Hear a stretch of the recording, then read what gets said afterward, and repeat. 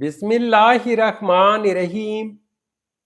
अस्सलामुअलैकुम वीवर्स, इस वीडियो में आप देखने वाले सुदैसा नाम का मतलब और इस नाम में छुपे हैरतअंगेज राज।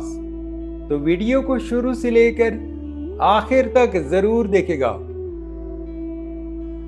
नाम है सुदैसा। सुदैसा एक इस्लामी नाम है। जिन सही लड़की, ये नाम लड़कियों के लिए इस्तेमाल किया जाता है। सुदैसा नाम उर्दू में 5 हरूफ और एक लफ्ज पर मुश्तमिल है, जबकि इंग्लिश में सिर्फ की तादाद 7 है। सुदैसा नाम की इब्तिदाई तारीख अरबी जुबान से निकलती है। सुदैसा एक खूबसूरत और बाबरकत नाम है। सुदैसा एक स्वाबिया का नाम है, इसलिए बच्ची का नाम सुदैसा रखना बाइसे बरकत है।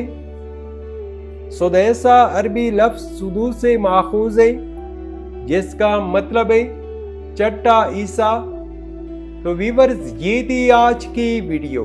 अगर आप भी अपने नाम का मतलब जानना चाहते हैं तो अपना नाम कमेंट करें, वीडियो को लाइक और चैनल को सब्सक्राइब जरूर कीजिएगा।